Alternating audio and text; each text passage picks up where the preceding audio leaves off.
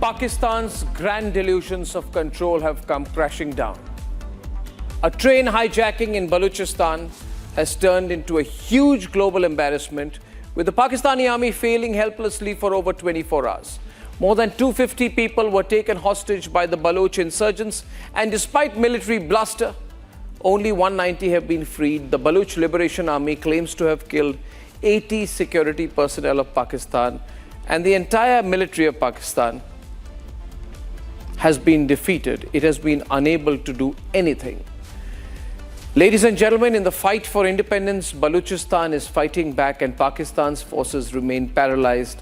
The Jaffar Express standoff, just 130 kilometers from the Pakistan Army's 12 Corps headquarters in Quetta, has totally exposed the sheer incompetence of the Pakistani military and the ISI.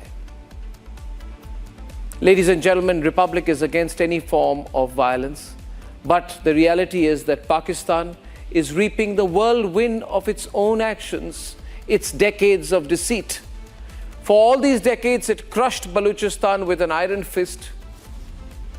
Hundreds of thousands of Balochis were murdered, women were raped, thousands were abducted, voices were silenced, and entire families were erased without a trace.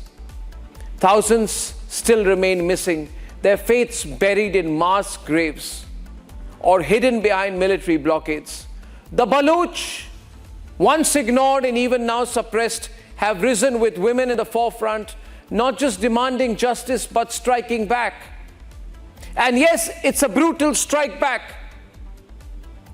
But who but the Pakistanis know of brutality?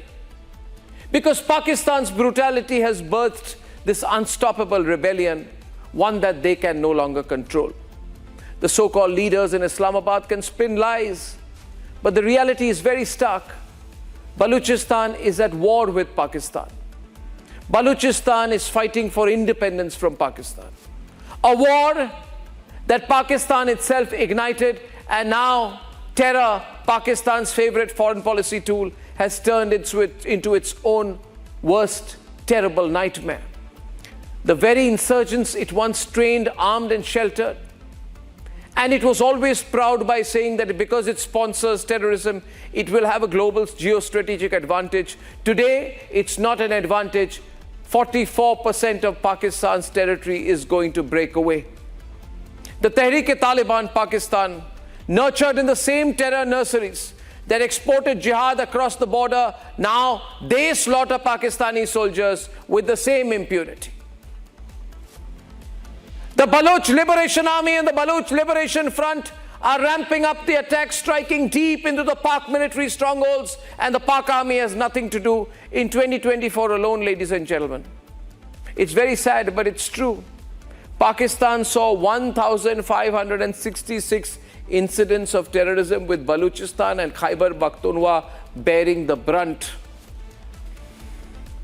Over 1,000 Pakistanis were killed not by India, not by the West, not by the Israelis, like they would love to claim, but by the very monsters who Pakistan has been breeding in its terrorist laboratories.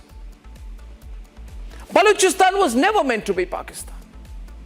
In fact, the history is that in 1947, the princely state of Kalat chose independence, but Jinnah's betrayal and military aggression led to its forcible annexation. Balochistan never consented.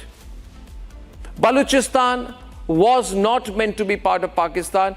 It has resisted ever since, and now it's going to be independent.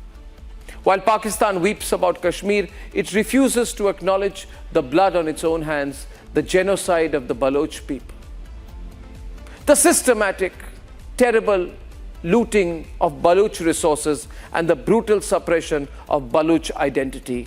And now, tonight, we are watching and reporting as Pakistan is on the edge of collapse. You know, viewers, about 3 or 4 weeks back, I had said, not with an attempt to sound prophetic, but on the basis of information that I have. And I really hope the Pakistanis take what I say seriously, because I had said, in a short time, Pakistan will be torn apart by the very forces it once unleashed. And that is exactly what is happening tonight, isn't it? The world is watching as its lies unravel, its army weakens, its Frankenstein monster of terrorism devours its own creator. The question is not if Pakistan will implode, but when. Pakistan is not just losing control. Pakistan is going to lose 44% of its territory and disintegrate under the weight of its own sins. You and I in India need to do nothing. We just can sit back and watch. And the whole world will now witness the slow but inevitable collapse of the failed state, the failed non-state called Pakistan.